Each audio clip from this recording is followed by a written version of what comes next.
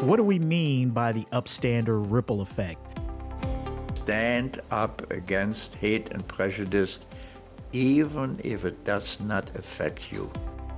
From moral dilemmas in today's headlines, upstanders who rose for justice, and stories of survival. Be prepared to walk away from this conversation inspired and motivated.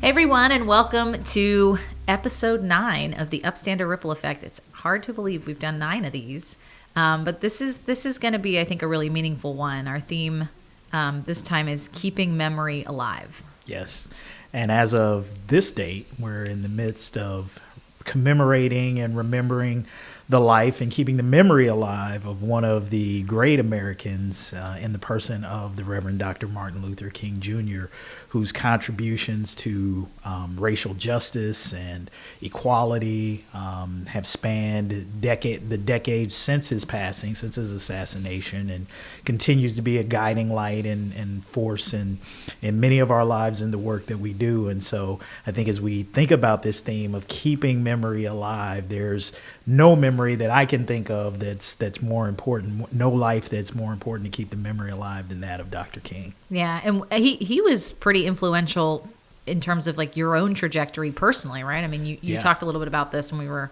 before we got into tape this, that.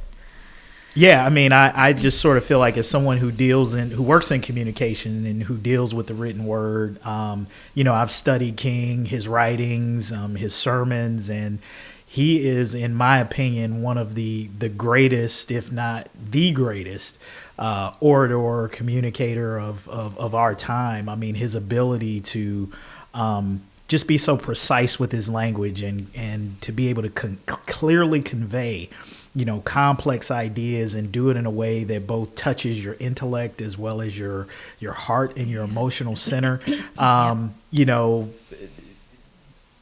When you work in communications, you know how incredibly difficult that is to do because, so often we speak so imprecisely, we speak so vaguely, that it's just very hard to do what he did. And he was able to do it in such a way that he tapped into the consciousness of an entire nation and was able to, through his words, through his speeches, through his sermons, really changed the trajectory of this nation. And so he didn't do it alone, but he played a key part in that. Yeah. Thinking about sort of model upstanders and the ripple effect of what it is to be an upstander. I mean, his ripple effect is just so broad and wide and deep and continues today. Yeah. I was thinking, there's this practice called strength spotting, right? We talk a lot about the VIA character strengths, these attributes, 24 of them that we all have within us that can sort of activate our capacity to be an upstander in any given moment, or that enable us to do that. And so there's this practice called strengths spotting, where you can actually think about different people throughout time or each other, in contemporary time, and say, I wonder what that person's top strengths are. So we were talking earlier about Dr. King and his top strengths. And of course, unfortunately, the science of character strengths, came about many, many years, decades after he was killed. So we'll never really know because we can't ask him and he can't take the assessment. But you can look back in his writing, in his action, in the history, and sort of spot what you think might have been some top strengths. So we were thinking about that. I mean, what do you think his top strength was? Well, I definitely think and I think it's a combination of the two. I think love and spirituality are probably at the foundation of his character strengths. I mean, I think Dr. King's capacity to love, I think, was based in his spiritual understanding of who God was and what God expects of us, and even how God loves us. And so I think he discerned his and developed his ability to be able to love people who were perpetuating terrible things against him and his race of people. And he even talked about, sort of rising to that level of being able to hate the deeds, but not the person, and to be able to love the person instead, I think was probably the greatest character strength that he had. And really, again, was what helped change our nation. He changed our nation through his ability to love and teach us how to love each other despite sometimes the horrible things we do. Totally. And I think connected to that, forgiveness, right? The capacity to love people despite their deeds and to see past that in some way was transformative. And, also just this transcendent character strength of hope. Oh, yeah. I mean, talk about like the capacity to be able to see a world, a dream. Yes. When it wasn't realized yet. Yeah, I think, again, it's so funny when you think about these 24 character strengths. He probably had all 24 of them. Yeah, when we were going through the list, I was like, well, there was that one and that one and that one. Yeah, when you really get right down to it, and again, going back to, again, if you ask me what is his greatest, I would have to say the spirituality, because I think out of his spirituality comes the concepts of love and hope, which are all based in the faith belief. And I think, as you mentioned, the ability to hope, to see a future that he didn't even get to live in himself, but to be able to see that and cast that vision in such a way that everybody else caught it. That's a truly remarkable thing to be able to do. And I wrote something down just about this concept of evil and how love and hope sort of play into that. And I was thinking about it in retrospect about his assassination. It's sort of like King's dream and his vision endures despite the fact that an evil act extinguished his flame. Extinguished his flame, right? And there's a natural inclination when something like that happens, when an evil act takes away such a good person. It makes you recognize the relentlessness of evil, and that the entirety of the purpose of evil is to destroy our hope or our belief that somehow good is attainable. Right?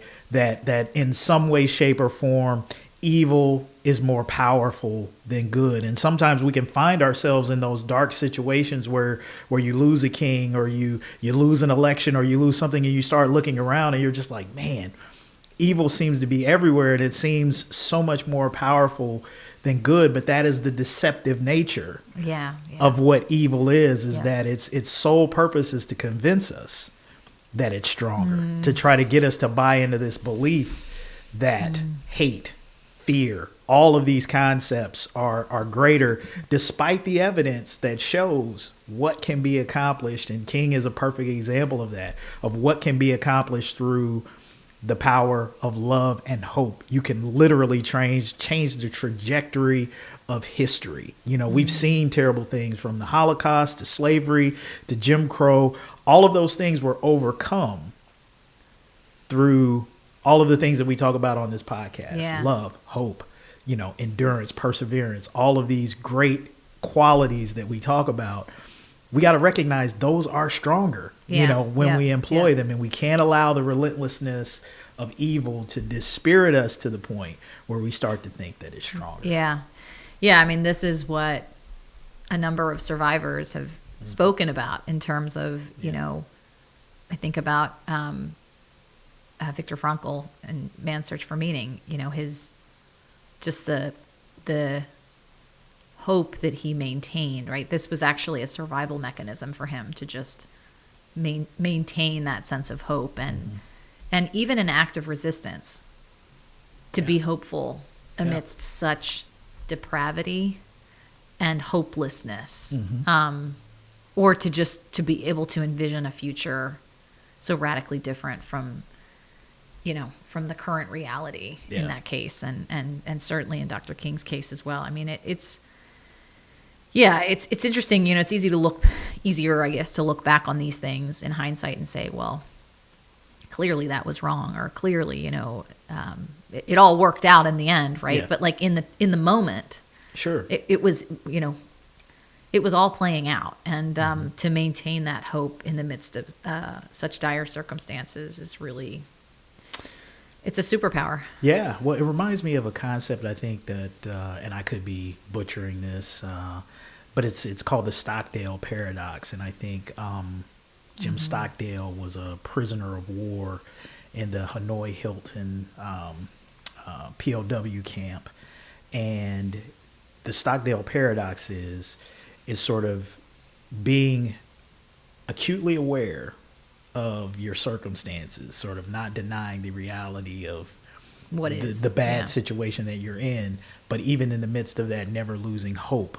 for the possibility of something greater, something better. It's a lot to have to hold at once. Yeah, and but everyone who survives, everyone who endures, everyone who comes out on the other side of that, I think to some degree is able to channel that sense of hope that says, despite what it might look like right now, and I'm not in denial about that. I'm acutely aware of where I'm at. I'm in this death camp. I may not make it out. There's a high likelihood that I probably won't.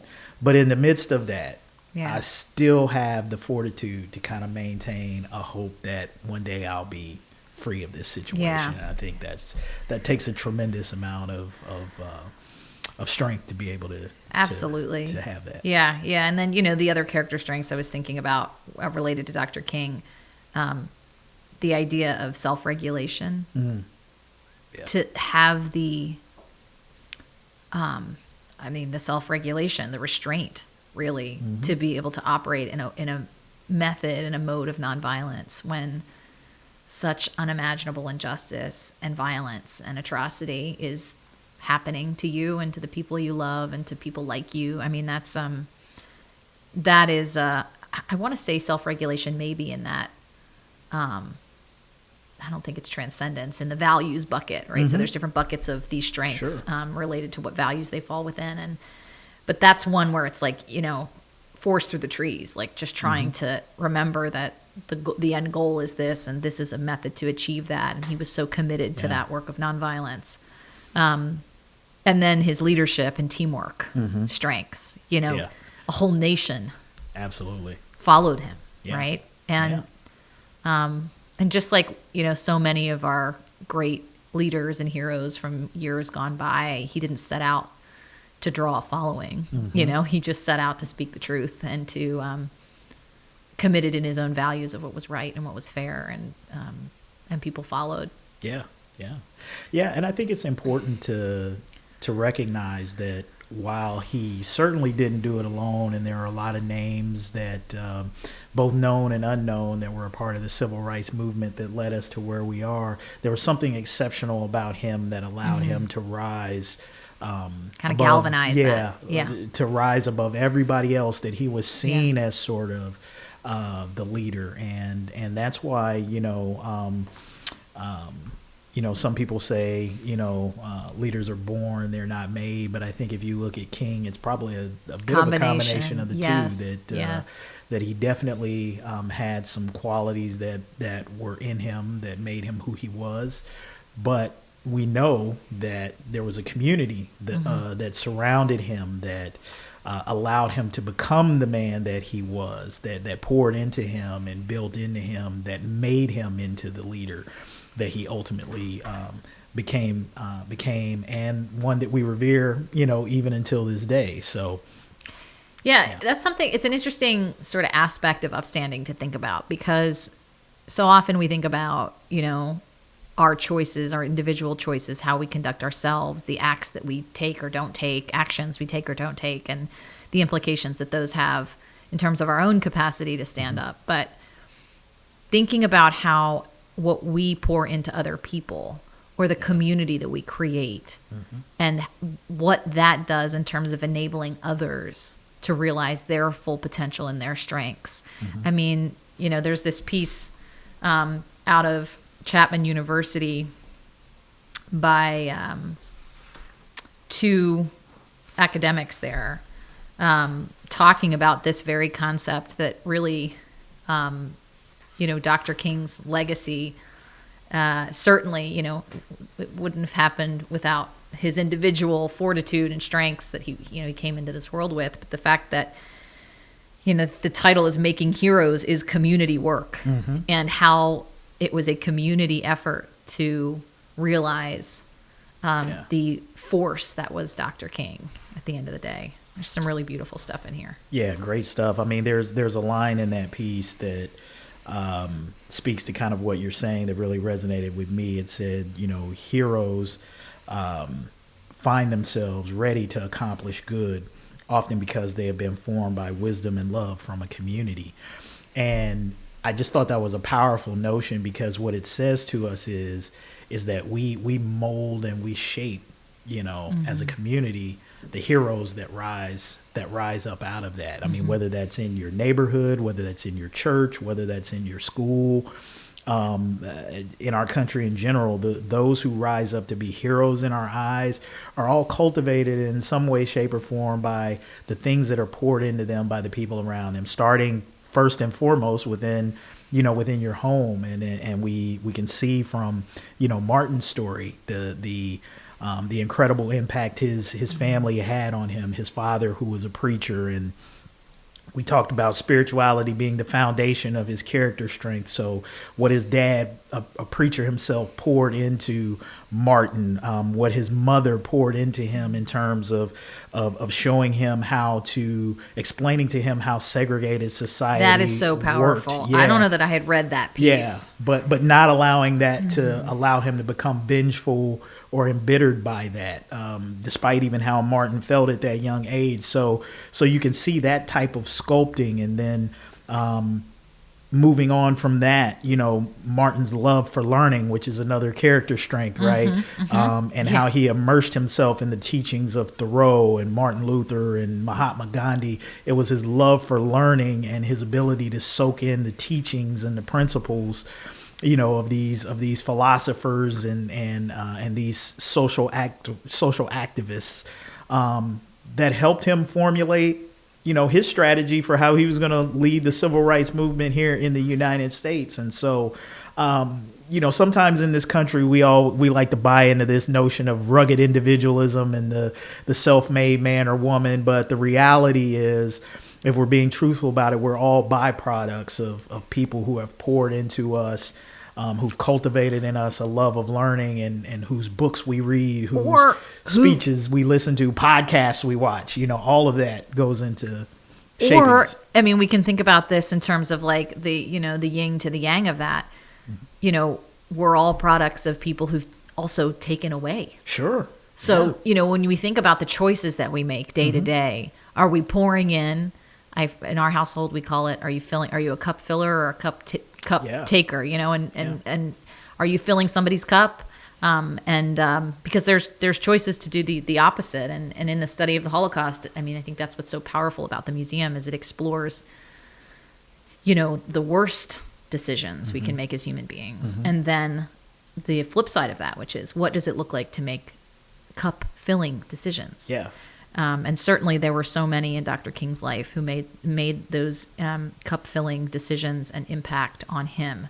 Well, to that point, I mean, the reality is in most of our lives we have both. I mean, King certainly did. He had a country for sure. He had a country that was pouring out of him, or pulling out of him. Yeah.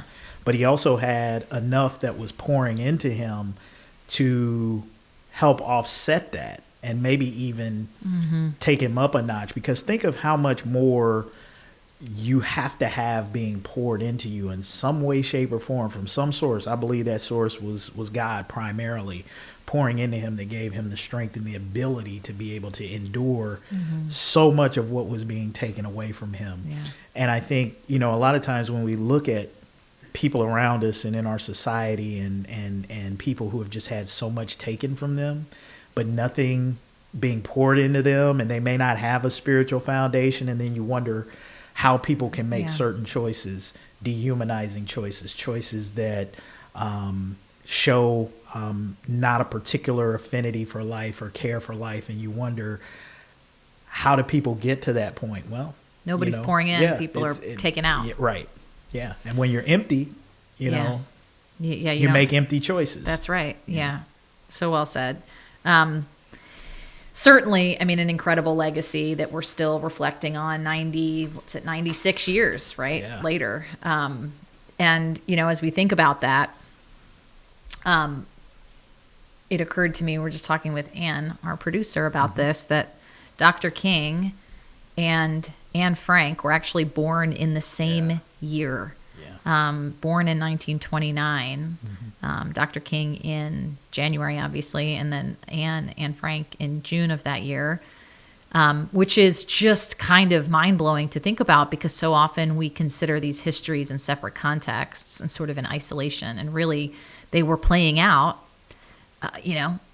around about the same time. And in fact, there's some pretty incredible sort of art that's come out of that conversation. There's I know a play that features sort of excerpts of Dr. King. It's just a 2-person play, and Dr. King reading excerpts from letters from a Birmingham jail, and then Anne Frank reading excerpts from her diary. Right. And, it's like a conversation of the two of them talking about just the general state of injustice and what is it to pursue love and hope and justice in the midst of dehumanization. And very powerful, and also chilling to think about, had history not gone the way it would have gone, we would be here today with 2 96-year-old sages. Yeah, absolutely. I mean, and how much more would they have added? I know. As we think about, taking away and pouring in, I mean, think of what we lost in terms of what would have been poured into the discussion, into the conversation, into the psyche of the country had they lived. And those are always the great what if moments, right? And all that we can do is try to take what they poured into us while we had them, and then try to take that and expound on it, and hope the next generation of heroes can rise up from that and add on to the story. And but I often think about that, and many have mused over the years, if King had lived, how would things be different in the country? How would things be different for Black people? What would he be like? What would his commentary be on various things that have happened? And would he have evolved and changed, as time, went on? Yeah, and that's why this theme, this work of keeping memory alive is so important.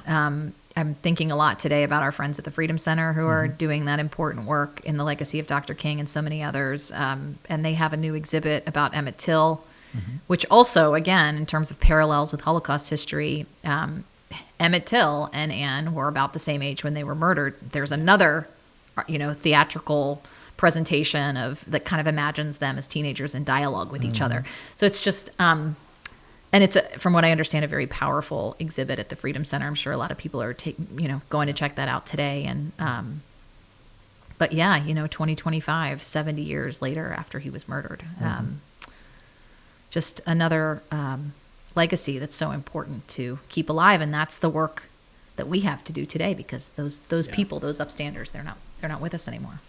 Yeah, and I think it's important for us to understand too, like, why it's important to keep these stories, these legacies alive. And it's not just simply, if you want to take a cynical approach or view that some people have taken with history now, it's sort of like, oh, well, we want to teach people to hate America, or to make people feel bad about, what happened in the past. And look, none of us alive today, well, few of us alive today, if any of us, had any hand or any impact in this history that we're learning. But the important part of keeping the legacy is, one, to pay homage to the individuals who sacrificed, who did great things to allow us to be in the position that we are. And I think whether you're Black, white, man or woman, Jewish, Christian, whatever, Muslim, whatever you are, we all stand on the shoulders of the accomplishments and sacrifices of these individuals who've made our country, our world, a better place. Humanity. Through their actions. And it's incredibly important to remember that, because I think all of us, if we were in an honest moment and we had contributed that, we would want to be remembered, right? Yeah. Like that's kind of the whole point of human existence to a degree, is we want to be remembered by the folks that we impacted, whether that's within our family. Nobody wants to think that in 25 or 30 years we're going to be forgotten by our grandchildren and great grandchildren or whatever. We want them to remember our contributions. And so and then the other part of that is to also show what we've risen above, what we're capable of rising above, and what we don't want to repeat again. Yeah. So it's yeah. not about trying to make people feel bad or feel guilty. It's trying to take pride in the fact that we're better than that. We learned We those shouldn't lessons. go back there. Yeah. We shouldn't go back there. And what can we learn from this?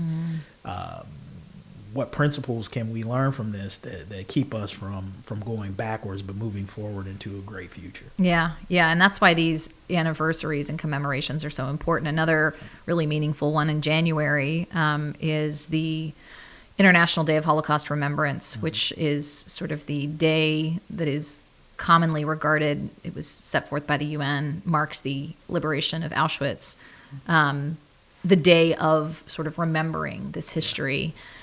And we commemorate that at the center in a number of different ways. Of course, thanks to the generosity of the Schneider family, we've had free admission all month, which has been a really lovely way to, to welcome people in to learn from the history. But also, we have this amazing new testimony in our Dimensions and Testimony exhibit with Henry Fenichel, one of our treasured survivors, who was able to record his story in an interactive format. So now you can come anytime we're open and talk to Henry about his experience. It's really incredible just to be able to ask these questions, and he received the answers in real time. And for those who are wondering, yes, Henry got to test it out. He gave us a thumbs up, thumbs down, like this is good or it's not. But he got to go and ask himself a bunch of questions, and it's just, it's a remarkable, it's really a remarkable opportunity to continue to kind of keep that work of keeping memory alive, intentional and active and human. One piece, as over the last month, we've been talking about the launch of this testimony. I've been talking a lot with Henry, that came out that I just think is so incredibly beautiful about his story. And it's the first time I had heard him share it. So he talked about, when he was in a concentration camp with his mother. His father was murdered at Auschwitz, and he and his mother, I believe, were both at Bergen-Belsen. And every day, or I guess I'm not sure even how frequently, but when they were fed, basically given these like scraps of what he called black bread, or whatever slop, they had marginal amounts of food that they were given, and very poor, stale food at that. His mother would always conserve a piece of what he called the black bread, and save it for Shabbat at the end of the week. Because it was so important to her that they maintain their identity amidst this dehumanization that was happening. And I just thought, clearly it's stuck with Henry all these years. Just the act of resistance to insist on your own identity and pride in your own identity, even in such dehumanizing circumstances, just like, that has really stuck with me. That's just powerful, because it speaks to, however small, whatever small bits and pieces that you can use to hang on to your identity, your humanity, to sort of resist allowing yourself to become or be portrayed like what somebody else wants to portray you as, and the lengths to which people will go to find that, no matter how small. I think to even take a mechanism of dehumanization to allow you to maintain your humanity, I think it's just an amazing. It's transformative, actually. I always think like those juxtapositions of things. It reminds me of scripture that says what man intends for evil, God will use for good, and that's a perfect example of black bread and slop, something that was intended to be used for evil, to dehumanize, to demoralize, that even in the midst of that, she was still able to take that and use it for good. I just think those are amazing stories that, again, highlight why it's important to keep this stuff alive. Yeah, we have a couple of incredible Upstander and survivor stories to highlight this month too. Yeah. This month we're sharing the story of Bob Mermelstein. He tells the story of his mother, Joan Mermelstein. Joan was born in 1917, the youngest of 12 siblings, in a small village that is now part of Ukraine. Her father had died prior to the war, and in 1944, Joan, her sister Helen, and their mother, the only three left at home, were all deported. Yeah, and they were put in a ghetto, sent to Auschwitz, and that was the first of three camps that Joan survived. Joan's son, Bob, joined Trinity Johnson for a conversation about his remarkable mother. To get us started, I want to share a quote because your mother was so eloquent and such a beautiful author, writing her experiences. And at one point she said, "Remembrance serves many purposes. It is important to look back not only to the endless path of Jewish martyrdom, full of persecutions and death, but also to the rich lives that our relatives and ancestors lived." So before we really dive into her story during World War II and especially the Holocaust, I wanted to just ask, share some of the memories of your relationship with your mother and really just who she was as a person, because she was such a wonderful educator and just eloquent author. I regarded my mother as a saint, Trinity. Can't think of anyone else that I've interacted with in my life who was closer to that description as a saint. She was very selfless and really sacrificed for the sake of myself and my younger brother. Also, I treated me as an adult, I think, even in childhood, so forth. Was very encouraging with me as I pursued, school and my careers. One sign that we were very close, after I moved to Cincinnati to take my first job at Procter & Gamble, my mother wanted to join me. My mother, father, and brother followed me to Cincinnati less than a year later. Yeah, I admire the close relationship you have with her, and I know when you speak to students and on behalf of our Speakers Bureau, that beautiful relationship that you two had really shines through. So thank you for sharing about Well, I'm glad her. it does, and I'm really continuing her mission because it was truly a mission for her to want to speak of her Holocaust experiences. When did you realize she was a Holocaust survivor? Was she very open with you as a child or a teenager? She was, which isn't always the case, as you know. This was preschool for me. I remember sharing with my mother that friends of mine, my playmates, boys and girls, had grandparents who were coming to visit them in our apartment building in New York City. And I asked my mother, I must have been 3 or 4 years old, why I didn't have grandparents like they did. And and then that's the point where my mother started telling me, and I know she was frank. I'm not sure how much she told me at that early age, but I did know that I lost both of my grandmothers during the Holocaust. It turns out that both my grandfathers had died prior to World War II, but both my grandmothers perished, and then I learned about a host of other relatives too. Did she ever talk about her arrival to Auschwitz?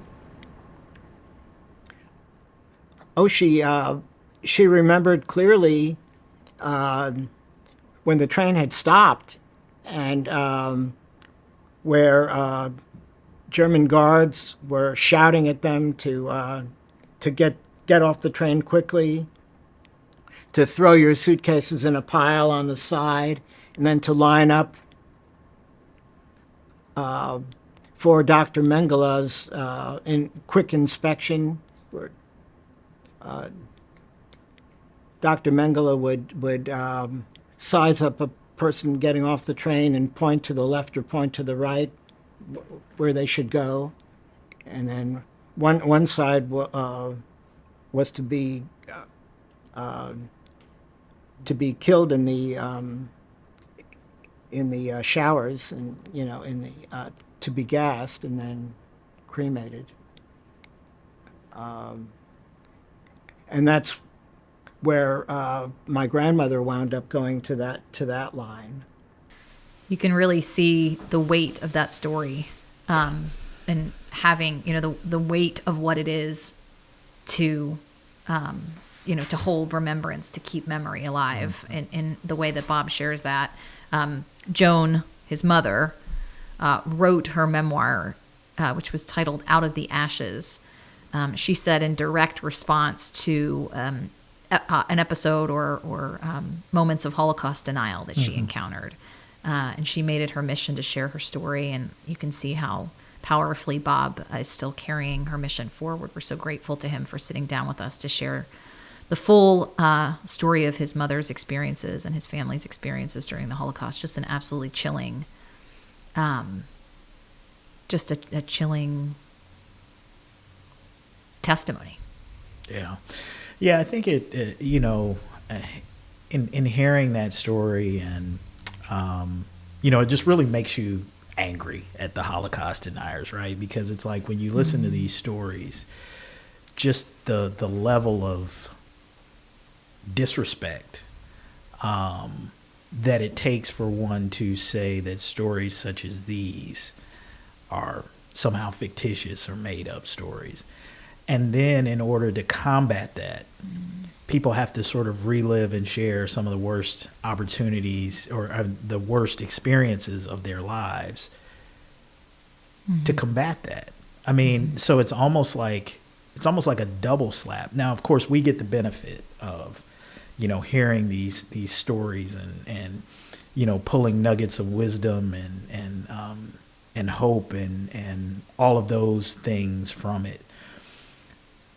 But you almost want that to be a voluntary sharing of those stories, where someone reaches a point in their life where they're like, you know what, I'm ready to talk about this, versus feeling like you have to defend your experience. Yeah. Yes. And that's just sort of what I came away from that with, is just being really annoyed, really angered by the notion that folks have to share their truth to combat such ugly and vicious lies. I think is unfortunate.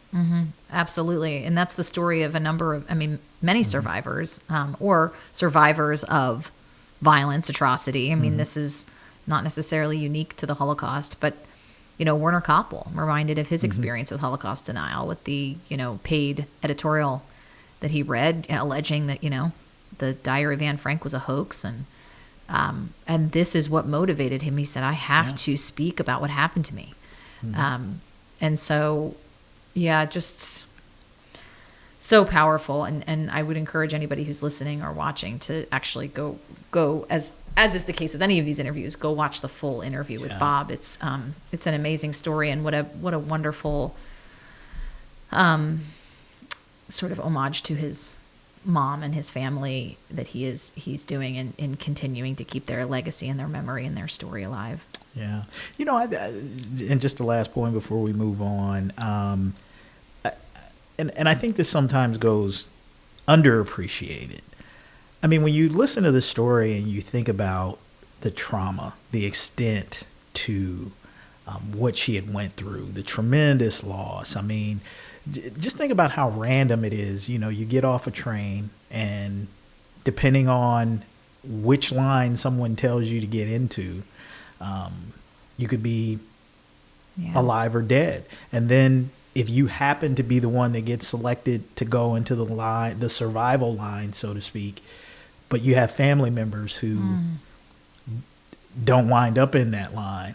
Just to endure that, but then to come through that and just sort of have just the mental fortitude, the wherewithal to have like a normal functioning life and to raise a family. I often think about this concept of grace, right? A lot of times when we talk about, grace from a spiritual standpoint, what it looks like, and oftentimes we don't think about grace in those terms, that grace is the ability to be sane, after experiencing something like that, and be able to live a functional life, to raise a family, to raise a son who is able to come on and tell your story, and who's functional, in spite of that. That's just worked for P&G, this was Right. That's amazing. I mean, and it just should, sometimes, sometimes I think, we underappreciate, what that, what it takes. the power of Yes. that to be able to be functional, to be quote unquote normal, in the wake of something like that. And Yeah. so that deserves, I don't know, just to me, that deserves a bit of a calling out, because I just think it's extraordinary. Well, this is I couldn't agree more. And this is why, when I think about all of the survivors who have allowed us to share their stories, it's just the fact that they are continuing to thrive. Yeah.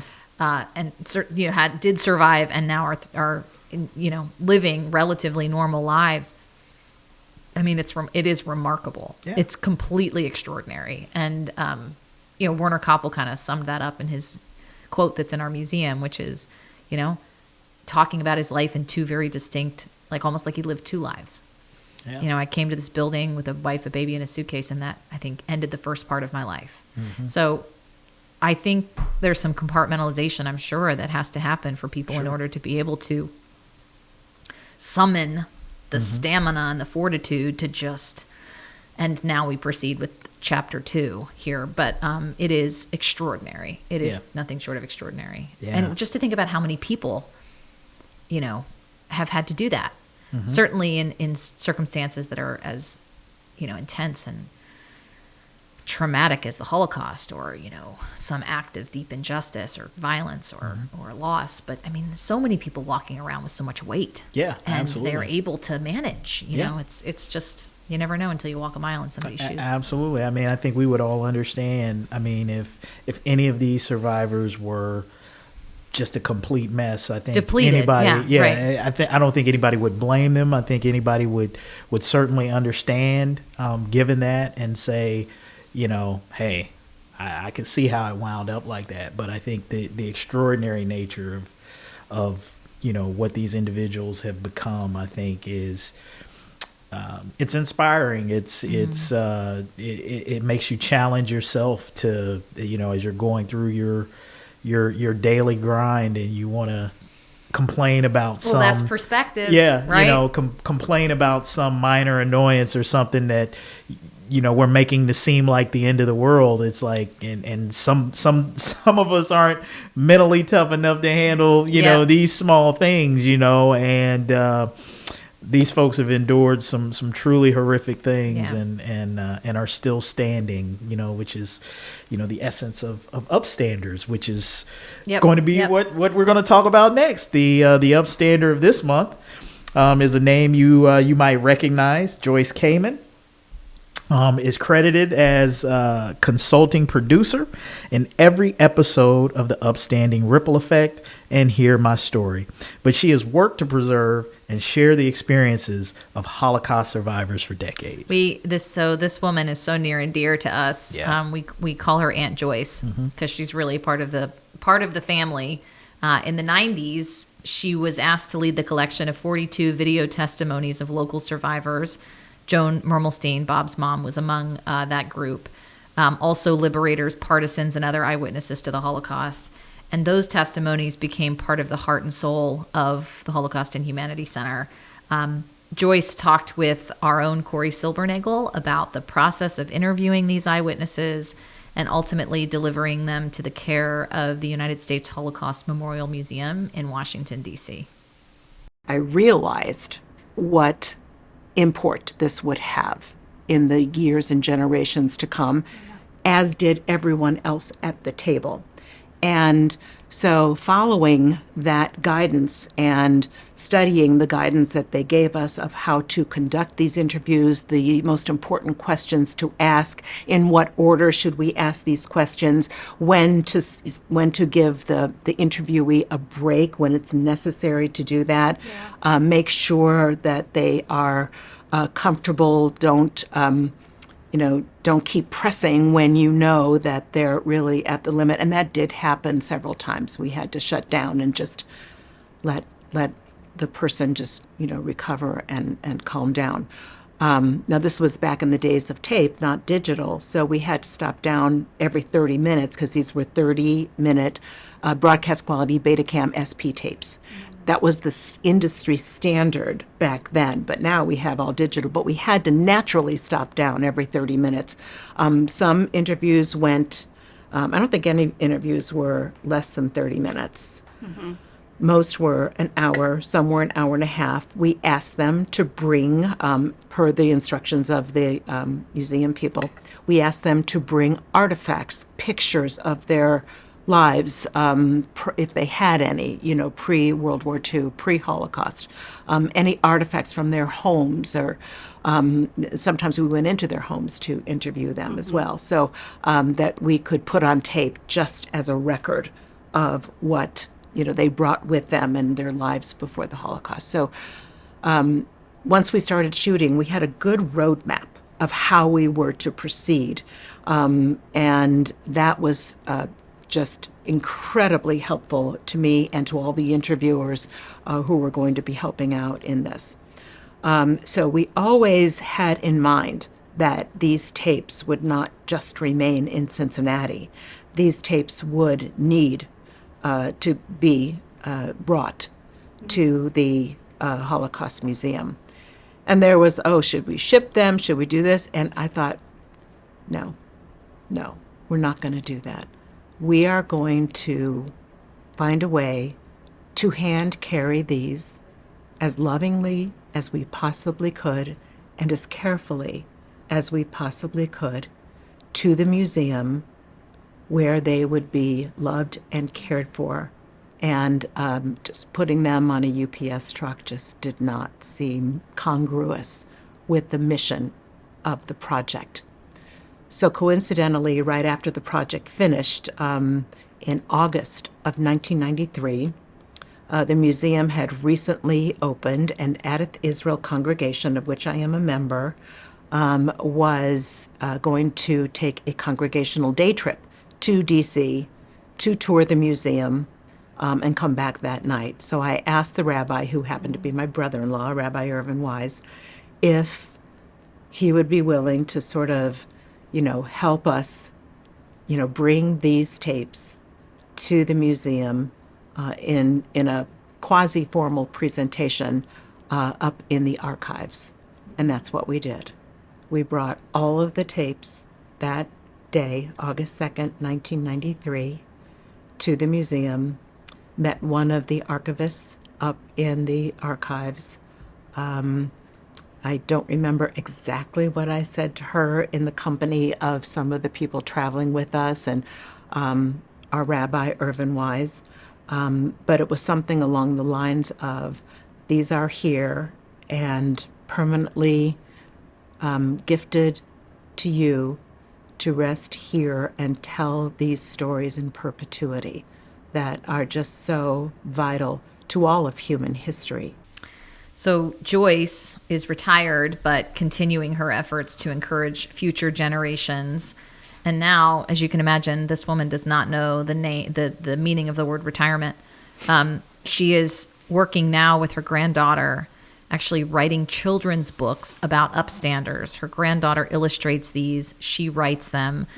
They've now written 2 in this series of, lessons from the Holocaust, from upstanders in the Holocaust. And actually, the most recent one that just came out is about the story of our own Zahava Rendler. Mm-hmm. So it's incredible. And you can just see that the work of remembering, the work of keeping memory alive just runs through her blood. It's just part of her DNA and who she is, and the responsibility that she takes for making sure that that work is done with the utmost care is so admirable and beautiful. Yeah, it is. Well, one of the great pleasures that I've had in being associated with the Upstander Ripple Effect was meeting Joyce and getting to know her, and we love you, Joyce. She's just a fantastic woman, someone who I've come to admire and appreciate greatly. And you said it right there. I mean, a lot of times when we think about stories, we don't think of them sort of like tangible sort of objects That need that's care, yeah, right? Yeah, but yeah. that's how she treats them. You know, it's like it's almost as if she was handling some fine china or Yeah, just yes. something, you know, very fragile and delicate that she wants to make sure that these stories are cultivated and curated and cared for and disseminated and stored and handled just as you would any sort of physical object. And I think Yeah. that's just an amazing attitude and way of thinking about the work that she does. And you know, a lot of times, and you know this better than I do because you work in, you know, visual media where you have producers and things of that nature, the folks who are behind the camera. And it's oftentimes the personalities, you know, the glamorous folks like yourself and you know, and actors in movies, the people who Sure. are in Yeah. the front, who we see, who get all of the credit, but really, you know that it's the people, it's the Joyce Kamens, it's the people who are behind the scenes, who are doing that production work, who are making sure that interviews are handled in the proper way, the right questions are getting asked, and who are really doing the legwork. That's why I love our Ann Thompson here and the work that she puts in. She's another one to make sure you and I so- look competent on this. Well, more me than you probably in this regard. She's but got her hands full with the both of us. yeah, you know. for sure. But it's the folks behind the scenes who do such a great job that bring us these stories and handle them with such care that just want to, you know, say, hey, thank you, Joyce, for all you're doing. Absolutely. And marvelous And work. I mean, you know, her fingerprints are all over the podcast, all over everything from just like the design of the studio to the level of professionalism and quality and the recordings. You know, I mean, all the pre-produced elements like this, Joyce had her just this was her labor of love to help us get this up and running, and so we are indebted to her and really grateful that she brought her commitment to caring for these stories to help us, you know, in this effort as well. So, well, I think before we wrap, we should maybe do our Upstander shout out. Sure. At the end of our time here, and we were thinking about, you know, who has sort of come up in the news lately, who really deserves, you know, some our admiration and recognition for the Upstander work that they did. And this is sort of a postmortem shout out. This is to the legacy of the late President Jimmy Carter, who recently passed away. And you know, there's been a lot that's been written and said about him and his leadership and his legacy. But one piece I think that really stands out is the way he was able to champion, you know, the work of Habitat for Humanity. And there was a condolence page that sort of popped up tied to that nonprofit. And some of the, you know, outpouring of gratitude on this page is just really emblematic of the ripple effect of his upstanding in this space. Yeah, absolutely. Families who live in housing built by Habitat had expressed their thanks, and we'll just share a few of those thoughts with our audience. Maria Blanco wrote, "Our sincere sympathy to the grieving family of our former President Carter. We are grateful because the Blanco family was one of the recipients of Habitat for Humanity. God blessed us with a condo at G Avenue, National City, California in February of 2012. Thank you, Mr. Carter." Again, just, you know, Amar Alili. President Carter's remarkable legacy is one of service, compassion, and unwavering dedication to humanity. As a homeowner through Habitat for Humanity, I am deeply grateful for his commitment to affordable housing and empowering communities. His vision of a world where everyone has a decent place to live inspires us all to build, serve, and make a lasting impact. Yeah, it's I mean, that talk about a physical, like an actual representation of what the ripple effect looks like. I mean, you create affordable housing for a family, and, you know, the dream of home ownership and the way that changes the trajectory of the people who live in that house, of their children, of their grandchildren, and anybody who comes and goes through that home. I mean, it's it's really foundational. And so just, a sliver of his impact in this one way he was able to champion this important work of affordable housing, and the way that continues to impact people today. It's certainly, we say in the Jewish tradition, may his memory be a blessing. Yeah, absolutely. And certainly I think we know that it will be. Yeah, I mean, think about the humility. A guy who is a former president, but it's not beneath him to pick up a hammer and a saw and some nails and help to build houses for people who have far less than what he has. And it speaks to the heart. I mean, I think a lot of times when we talk about politics and policies and the extent to the success or failure of someone's presidential tenure, I think, President Carter is a perfect example of someone who was maybe a better man than he was a president, and that, sometimes you can have a greater impact, outside of the politics than you can even have inside of the politics. We know there are so many things that can hamstring the politicians sometimes from getting worthy things done. I mean, we see it, even here in the city of Cincinnati, where,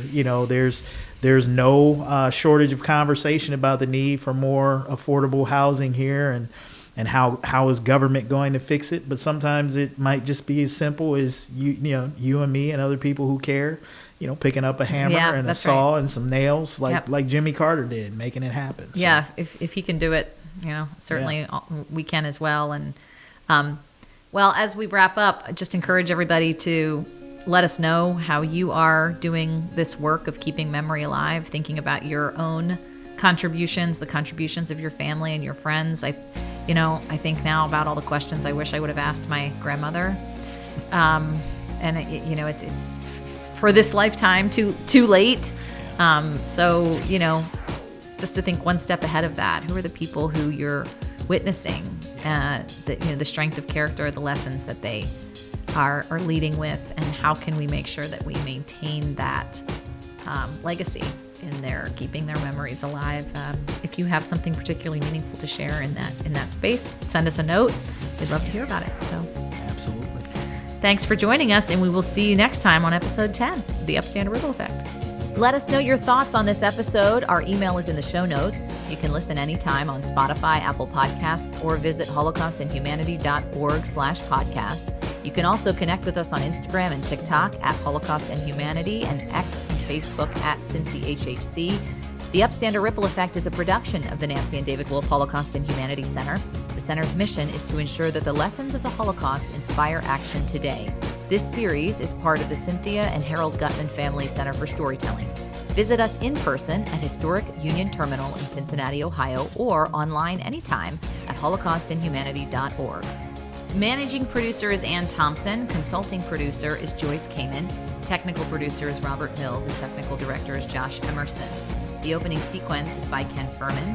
Select music is by Kick Lee, and this is recorded at Technical Consulting Partners Studios in Cincinnati, Ohio.